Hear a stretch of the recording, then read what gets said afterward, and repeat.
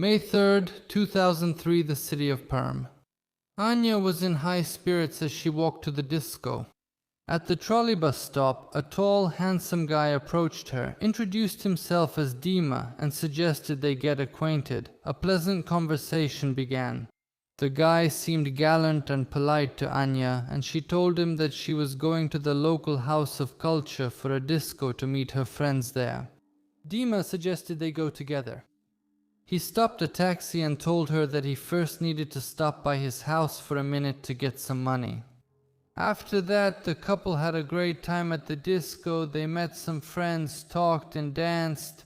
Dima tried to court Anya gallantly, offering her drinks without hesitation, saying at the bar, "Order whatever you want, it's on me," but the girl didn't drink. Soon she got tired of dancing and started getting ready to go home. Dima suggested they get to know each other and offered to walk Anya to a taxi, and she trustingly walked with her companion down the night alley. And then he attacked. The guy squeezed the girl's neck and dragged her toward the river ravine. He assaulted her there. But he didn't stop there and kept tormenting the girl, as if some tireless animal frenzy had awakened in him. He also asked if I had anything bigger, like a large hairbrush, one of those that you use to curl your hair, so he could shove it up my anus. I said I didn't have anything except a small bottle of perfume. Dmitri dragged the girl to a manhole, forced her to take off all her clothes and go down inside. "I want to see how you'll look down there." Then he went down after her to assault her again. The tormentor deliberately tried to hurt the girl and humiliate her. He tried to tear Anya's mouth with his hands and then noticed an underground passage and forced the girl to go through it.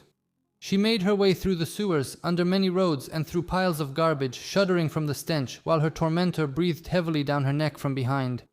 Finally, a way up appeared, and they came out in the middle of a small grove. Dmitri said he didn't want to take her life in this place and started leading Anya through the forest, looking for a spot he would like. He walked confidently, and the girl got the impression that he knew every bush in these thickets. On the way, he fantasized about what other tortures he would like and mentioned that Anya was not his first. After 2 hours of torment, the torturer finally got tired. He threw the victim to the ground, sat on top of her, and squeezed her neck with both hands. I felt the crunch of my own jaws. I felt my tongue collapsing. I felt that in just a few moments, that would be it. I would never see the light of day again. Music. Then Anya gathered all her strength, freed her hand, and jabbed him in the eye with a sharp fingernail.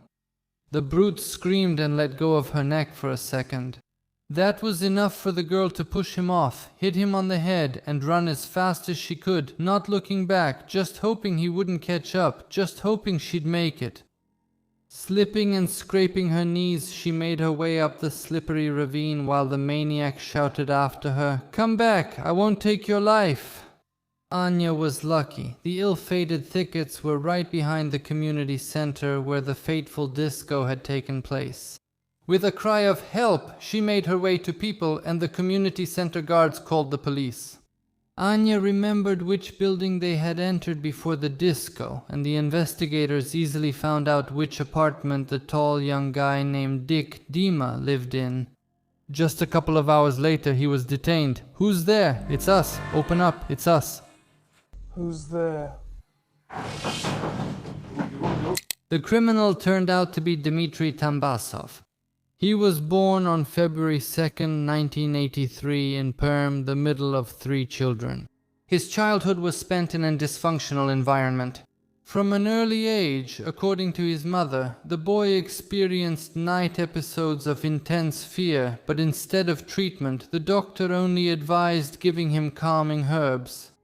After the birth of his younger sister with a disability, the attention of his parents and grandmother almost completely shifted to her. Dmitri was left out, and his emotional state began to deteriorate. In his teenage years, he reacted to restrictions and reproaches with outbursts of despair. He would bang his head against the walls, inflict wounds on himself, and more than once tried to take his own life. He studied at a specialized school for troubled teenagers, training to become a baker. According to the investigators, during interrogations, Tambasov said that when he was 16 he had a relationship with an adult woman who worked at the boarding school. The teacher was a sadomasochist and liked unnatural forms of intimacy. The investigation believed that this episode had a significant impact on the boy's psyche. His mother also said that when he was 15, Dmitry had an intimate relationship with a relative his own age. By the age of 15, he was already causing concern among teachers and relatives. At the special boarding school, he stood out not only for his height and physical strength, but also for his difficult and unpredictable character. Teachers said that he avoided studying, disrupted lessons, and seemed to deliberately seek out conflicts. Soon his name appeared in the reports: robbery, assault. A few months behind bars only reinforced his habit of living by his own rules. After his release, Dmitry got by with odd jobs: loader, watchman, security guard at discos. But he couldn't stay anywhere for more than a few weeks, as if he was constantly searching for something to quench his inner thirst. Those around him noticed his intense, scrutinizing attention to people, especially to women older than himself. He knew how to win people over, but there was always something dangerous in his behavior, as if he was testing where the boundary was and whether he could cross it. In his circle, there were strange, unsettling stories about how he turned meetings into peculiar tests, making others submit to his whims. For example, cutting off each other's air supply or carving words into skin with a shard of glass. He swung from one extreme to another. He's an unstable person, especially with girls, unable to restrain his desires when seeking intimacy, extremely persistent. He got handsy, especially when drunk. He came up with the nickname Mimic for himself. He explained to us that it comes from the word mimicry, the ability to change and disguise oneself. One of his friends told this story. Dmitry's former lover, a woman several years older than him, recalled that he talked about marriage and even mentioned plans to adopt her children. But the relationship ended suddenly. Tambasov's mother strongly opposed her son's relationship with a woman who was older than him. The breakup was a heavy blow for Dmitry. According to the woman, he saw it as a personal betrayal and soon, while in deep depression, made another attempt to take his own life. Dima is one of those people who are called very persistent. It's easier to give him what he wants than to explain why not. When intoxicated, Tambasov could carve symbols on his arms with a blade. He liked the pain. In the spring of 2001, Dmitry Tambasov was drafted into the army. At the medical examination, the military psychiatrist noticed the scars on his arms and expressed doubts about his mental health. However, despite this, the conscript was declared fit and sent to serve in the Navy in Severomorsk. The service didn't go well from the very beginning. According to him, the senior servicemen subjected him to cruel abuse and beat him several times. After one of these incidents, he ended up in the infirmary where, as he later claimed, he encountered unacceptable behavior from the medical staff. From the interrogation of Dmitry Tambasov, I ended up in the infirmary. The head of the medical service gave me alcohol every evening after lights out and harassed me. Soon, Dmitry was transferred to the psychiatric ward, and it was there that he made another attempt to take his own life. A repeat medical commission found him unfit for active duty due to his mental condition, and just 6 months after being drafted, he was discharged and returned to Perm under military escort. His personal file noted, Tambasov was unable to adapt to the unit, had serious emotional and volitional disturbances, and showed signs of a personality disorder that developed during his service. After returning home, he was in an even more unstable condition. In December 2001, he was brutally beaten twice. After the second incident, he was found on the street by a passerby, wounded, exhausted, and in serious condition. From the testimony of Tambasov's mother, another week or two later, a man called and said, "Come get your son, he's in bad shape, all beaten up and barefoot." We came to this man's house. My son was standing outside, all beaten up, looking terrible. He said he was at a disco, met some guys, they gave him vodka, and after that he doesn't remember anything. We didn't go to the hospital. My son also asked me several times to call a psychiatric team for him and to have him registered, because when he gets nervous, he often hurts himself and grabs knives. If my son drinks even a little, even just beer, he immediately becomes uncontrollable. After that, he doesn't remember anything. On May 3rd, 2003, 20-year-old Dmitry Tambasov was arrested on charges of abuse. During the interrogation, he stubbornly denied his guilt, shifting the responsibility onto Anya. He insisted that everything happened by mutual consent and explained the marks on the girl's neck by saying that he lightly squeezed her throat during intimacy.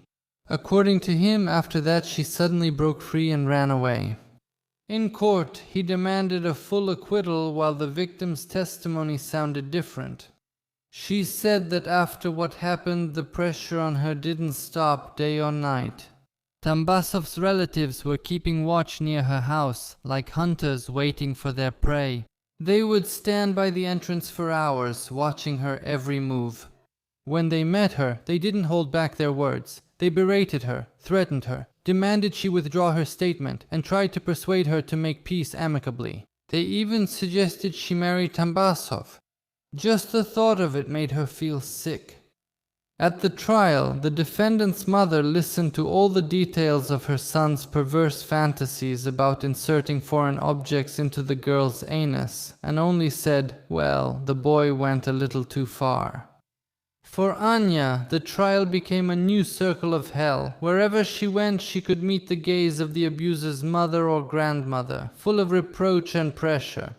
The girl woke up from nightmares at night, was afraid to leave the house, and since then always locks herself in with several locks. Tambasov's family besieged her throughout the investigation, and only at the trial was she able to speak about it out loud. No one paid attention to her testimony that Dmitry wanted to take her life and said that he already had victims. They thought that Anna was saying this out of anger. Maybe everyone else, but Dmitry was not charged with attempted murder, and Dmitry was sure that he would be released while still young. In August 2003, the verdict was delivered. Dmitry Tambasov was found guilty of abuse that resulted in the victim contracting a venereal disease and of violent sexual acts. The court sentenced him to 7.5 years in prison. In prison, he immediately joined the activists, started working for the warden, and was appointed as an orderly, giving out small assignments and distributing clothes, mattresses, and food to the inmates. In the prison environment, such people are disliked and called police lackeys because their duties include informing on their cellmates. This is the lowest level in the hierarchy of activists. Such inmates do all the dirty work for the prison guards, but in return they get certain privileges. They use their small amount of power to bully their cellmates. Being helpful allowed Tambasov to transfer to a settlement colony after 5 years. The conditions there are much more lenient and free. A cozy place, your own little room, your own small routine, your own little world. Tambasov was preparing for parole. His family supported their boy, regularly sending packages and letters. Grandma sent things to Dima carefully. Written prayers were taken to the prison, a talisman in prison, Psalm 91. In one of her letters, she sent him a newspaper clipping with an article about the difficult fate of the people's artist Georgy Zhizhenov, who, despite hardships, survived and became a respected person. Grandmother wrote, Dima, never despair, never lose heart. Numerous girls helped him not to lose heart wherever he was. They were in love with the polite and gallant young man through correspondence. One wrote, I love you, I'll buy it, we'll fly away. Another wrote, wait for me, I love you. I'm serious about you, I'll be free soon and we'll have, but please, if possible, send me this and that, you know? Tambasov was already anticipating his imminent release when the meticulous officers decided to double-check him before his parole.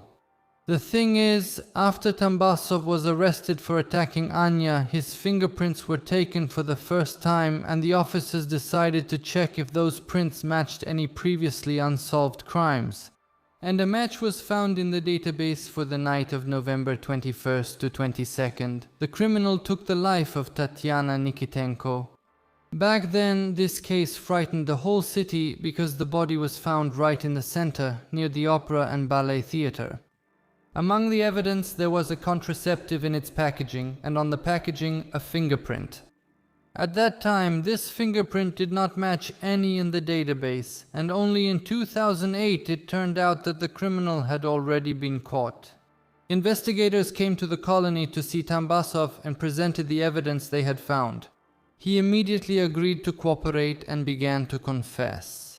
But he didn't feel any remorse. He just understood that in his situation, the only chance to ever see freedom again was to make a voluntary confession. To be continued.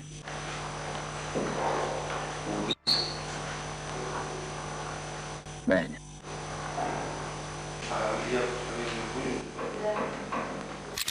Tanya Nikitenko was a graduate of the Institute of Culture. She worked as a director in a theater studio. She was supposed to turn 40 on November 24th. Tanya's mother told her that celebrating her 40th birthday was a bad omen and that it was better not to have any parties or surprises, but she gave her daughter 500 rubles so she could buy herself a present. Tatiana decided to go to the theater with that money. After the play, when all the audience had left, she stayed alone in the square near the theater and sat down on the parapet of a monument, looking up at the starry sky. A tall, good-looking young man approached her and introduced himself as Dima. Tanya had several friends named Dima, all good guys, and that immediately made her feel comfortable with the stranger. He started a pleasant conversation and suggested they walk over to a bench. And suddenly, an attack, a practiced hold, and no chance to escape. How can she fight back without strength? Her 45 kilos against his 100. Then Tambasov began to torment her with cruel and unnatural abuse. Unfortunately, due to YouTube's censorship, I can't show some documentary materials, so I'll leave them in the Telegram channel /Noti. Go there and subscribe. Look, the link is under the video. During interrogations, he spoke about this with a grin and appetite, even swallowing as he described the details. He clearly enjoyed discussing this with... No, he didn't get caught. The interrogations became a good opportunity for him to immerse himself in his damp memories. You should writhe in his hands so that all your muscles contract, and then he'll get his momentary pleasure. And that's all. And throw you out like trash. Perhaps Tambasov only wanted to assault Tatiana. During interrogations, he claimed that he took her life by accident. He strangled her. But it was at that moment that he realized he got the most pleasure from the victim's agony when convulsions ran through her body. And after that, he began to specifically seek out that sensation. But just the convulsions weren't enough for him. He needed to torment the victim even more. This time he used various household items. For example, this carrot, 22 centimeters long as far as I remember. I was present at the autopsy myself. Where does this come from? It's sadism. He felt pleasure when the victim was suffering, you understand? It was obvious to the investigator that they were dealing with a serial killer and that he must have more victims. They suggested he dig into his own memory and tell whose blood was still on his hands. Tambasov understood that if they found the evidence themselves, he wouldn't be able to lighten his sentence in court by confessing voluntarily. He took some time to think and soon brought the investigators 2 more confessions. Natalia Mikhailovna Kanoshina waited 6 years for justice. Her daughter Tatiana worked as a saleswoman in a clothing pavilion at the central market of Perm and lived with her mother in a suburban settlement. She had no children, and her marriage had already ended by that time. On the day of the tragedy, August 4th, 2002, she told her mother and friends that she was going to a disco to hang out, celebrate Railway Workers' Day, and would return home on the last morning train, the commuter train. According to Tambasov, they met at that very disco.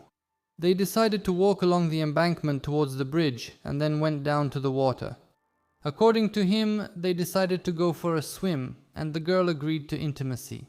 But when he suggested continuing in a perverted way, Tatiana categorically refused. This refusal became a trigger for him. He attacked the woman and squeezed her neck until she stopped breathing.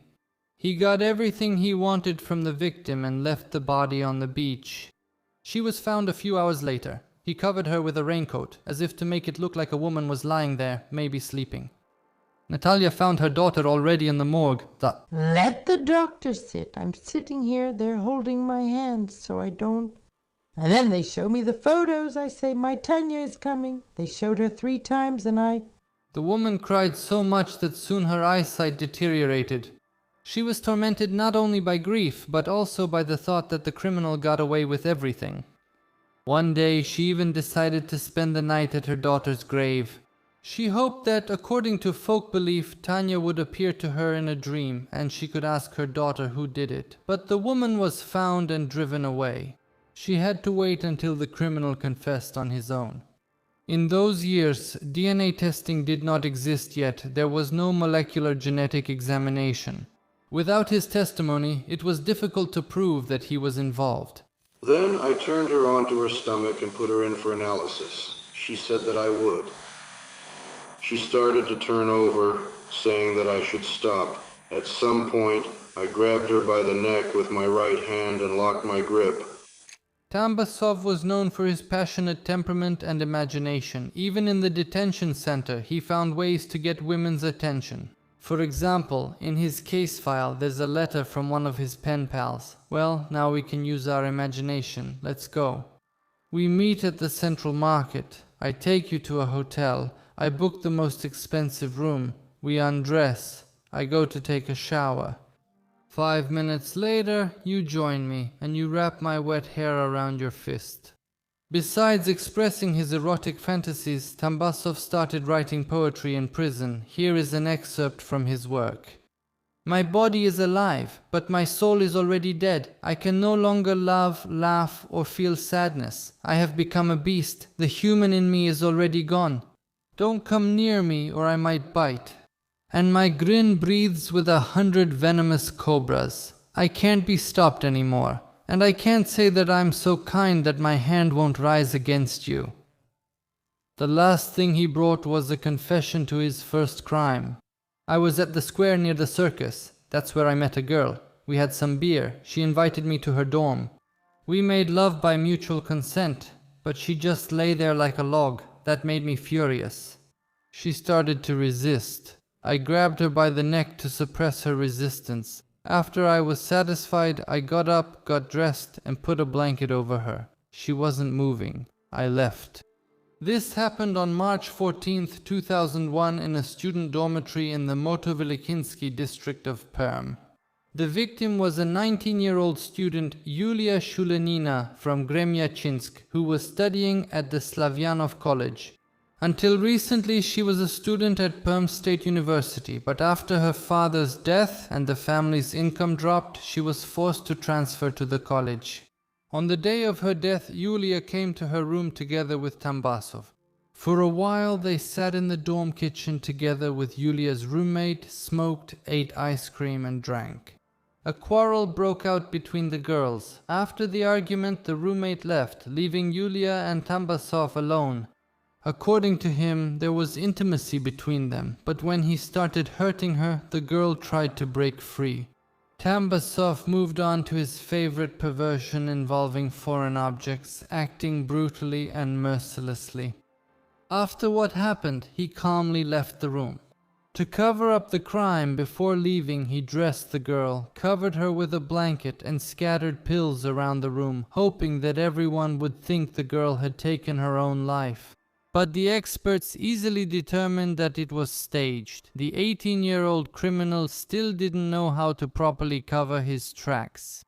Yulia's body was discovered the next day by her neighbor. She came after class and found her. During the examination of the crime scene, investigators found a smudged palm print of Tambasov and created a detailed composite sketch based on the neighbor's testimony. but they were unable to identify the perpetrator, and at the end of 2001 the case was suspended due to the failure to identify a suspect. He so easily controls the lives of others, yet trembles for his own. And indeed, Tambasov was very worried about his life and fate, and he carefully thought through his confessions. Dmitri also talked about a girl with the last name Veselova. In his confession, he said that he met her at the mini-market on Druzhby Square in Perm. They went down into the ravine together, not far from the Zvezda publishing house. He chose this place, hidden from outsiders, for a reason. When they were away from people, Tambasov attacked. The girl fought desperately, but she didn't have enough strength. He cut off her air supply and pushed her body down the slope, deeper into the ravine. In his version, Dmitri insisted that he supposedly didn't intend to take her life. After his first confession, he was able to see the case files and quickly realized that the investigators had very little evidence regarding the attack on Veselova. And then he withdrew his confession and they couldn't prove his involvement. The case stalled. Later, in a conversation with the investigator, Tambasov let it slip that he didn't want to take responsibility for more than 3 crimes so he wouldn't get a life sentence. The investigators are sure that besides the named girls, he has at least 5 more victims on his hands, but they couldn't gather enough evidence on those cases. Tambasov showed a lot of cunning in his attempts to avoid responsibility. To make everything look smooth on paper, he denied the obvious. He kept insisting that he was intimate with all the girls by mutual consent, that he had no intention of taking their lives, and that everything happened accidentally because of unconventional intimate practices. This complicated the prosecution and gave him a chance at a shorter sentence. Tambasov's mother found out that there was irrefutable evidence of 3 more crimes, and at first she told the investigators that she would disown her son, never write to him again, and would not visit him either. But soon she changed her position. She began to insist that he hadn't committed the crimes, that all the girls were promiscuous, and that all the evidence and her son's confessions were the machinations of corrupt police officers. Tambasov spent a lot of time in psychiatric evaluation. There he said that since childhood he admired Chikatilo and tried to convince the experts that it was a mistake to execute him, and that such unique people should definitely be preserved for science. In his attempt to impress the psychiatrists, he sometimes behaved very strangely. You see, he believed he was a sexual giant. He wasn't ashamed. He even showed his genitals to the doctors. He showed them with pleasure, that's the difference. People are usually embarrassed about that. But he would gladly expose himself and boast, like, this is who I am, look at my manhood. The court gave him 2 days to prepare his final statement. 3 mothers hoped to hear at least some words of regret, some kind of explanation for what happened, so they could grieve in peace, but all they got was mockery. You are given the final statement. Do not refuse. Do you not have a final statement? No. Your Honor, our court session is closed today. Our judicial investigation has already ended. On July 30th, 2009, Tambasov was sentenced to life imprisonment. He did not repent. His crimes were the peak of his life, the best moments, and no one could have convinced him that he needed to stop. Therefore, it was obvious to everyone that such a person should be isolated for life. But Dmitri was not going to give up so easily. Legal battles and appeals brought their results. In 2010, Tambasov sent a complaint to the Supreme Court of Russia and achieved his goal. His life sentence was overturned. In the documents, he complained that during the trial the prosecutor told the jury about his previous conviction, and according to him, this turned them against him. Tambasov insisted that the media buzz and the effect of publicity did their job. People saw him as a criminal in advance. In general, based on the materials provided, the personality of Dmitri Tambasov represents a complex and destructive psychological case in which the traits of a sadist, sexual offender, manipulator, and sociopath are intertwined. His psychological profile can be described through several key aspects. First, a deep sadistic disorder. The main driving force behind Tambasov's crime was sadism. He derived intense sexual and psychological pleasure from inflicting pain and humiliation and exercising absolute control over the victim.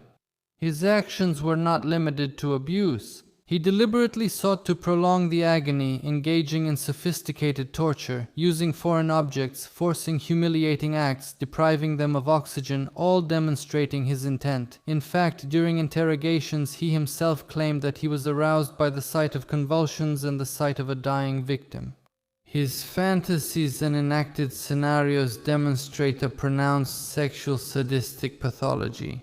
Secondly, antisocial disorder, sociopathy. Tambasov displayed the classic traits of a sociopath.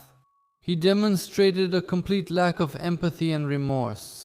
At the trial and during the investigation, he was concerned only with his own fate, carefully planning his confession strategy to avoid a life sentence, and withdrew his confession when he realized there was not enough evidence. His ability to manipulate was evident in creating the image of a gallant gentleman to lure victims, in writing letters to enamored admirers from prison, and in attempts to impress psychiatrists. He skillfully manipulated those around him, including his own family and cellmates. Thirdly, pathological narcissism and delusions of grandeur. Tambasov had an inflated self-esteem and narcissistic traits. He admired figures like Chikatilo and, according to reports, considered himself a sexual giant, displaying provocative behavior even in front of experts. His poems, where he describes himself as a beast whose grin breathes hundreds of poisonous cobras, reflect his self-perception as a powerful and dangerous figure, not a remorseful criminal. Fourth, an unstable emotional and volitional sphere and a tendency towards self-harm. He has exhibited serious emotional disturbances since childhood, night terrors, outbursts, Отчаяние, самоповреждение. banging his head against the wall, inflicting wounds and suicide attempts. As an adult, he continued to cut his arms, and when he was drunk, he became completely uncontrollable. This indicates borderline disorder, and fourth, an unstable tendency towards self-harm, unstable emotional impulsivity, instability of self-perception, and difficulties with anger control. Fifth, the influence of traumatic experiences. His personality was formed in unfavorable conditions. Deprivation in childhood after the birth of his disabled sister, possibly early experiences of humiliation by an adult sadistic woman and a relative, as well as cruel bullying and, according to him, harassment in the army. All of this could have worsened and reinforced his pathological behavior patterns. However, it is important to note that this experience does not justify his actions, but only explains the origins of his aggression and distorted perception of intimate relationships. Sixth, calculation and criminal flexibility. Despite his emotional instability, Tambasov was calculating. He chose secluded places and tried to stage the first woman's suicide. He refused to confess when he realized the evidence was weak and carefully built his defense in court to avoid the maximum punishment. His behavior in prison also indicates a pragmatic and adaptive approach to life, even in isolation. In short, Dmitry Tambasov is a calculating sadist and manipulator. His personality is characterized by a combination of deep sadism, which brings him primary satisfaction, with antisocial and narcissistic traits that allow him to mask himself and manipulate those around him for years. His crimes were not spontaneous outbursts of anger, but carefully planned rituals aimed at gaining maximum sadistic pleasure from power, pain, and the humiliation of his victims. He is extremely dangerous and most likely beyond rehabilitation. By the way, he was outraged that the court refused to hear additional witnesses and did not take into account the mitigating circumstances of his confession and the fact that he was young at the time of the crime. He attached positive references from the penal colony to his complaint and reminded that after the 2003 sentence, he was transferred to a settlement colony as someone who had reformed. As a result, the Supreme Court met him halfway and replaced his life sentence with 25 years of imprisonment. This term is counted from the beginning of the investigation, that is, from 2003. Here is a quote. According to the law, the verdict must specify which circumstances affecting the degree and character of the defendant have been proven during the trial. Life imprisonment can only be applied when its necessity is determined by special aggravating circumstances and an exceptional danger to society. In the verdict, the decision is not justified by such circumstances. The court did not take into account Tambasov's character references when he was transferred to a settlement colony due to his proper behavior and the fact that he was on the path to rehabilitation. This is also unfounded. The court's argument that Tambasov subsequently committed a similar crime for which he was convicted gives the court grounds to conclude that the defendant has a predisposition toward committing crimes. This is speculative and does not comply with Articles 61 and 63 of the Criminal Code of the Russian Federation regarding the inadmissibility of considering the same circumstances twice, so this should be excluded from the verdict. After the verdict, Tambasov was sent to Correctional Colony 12 in the village of Shirokovsky, Perm Krai.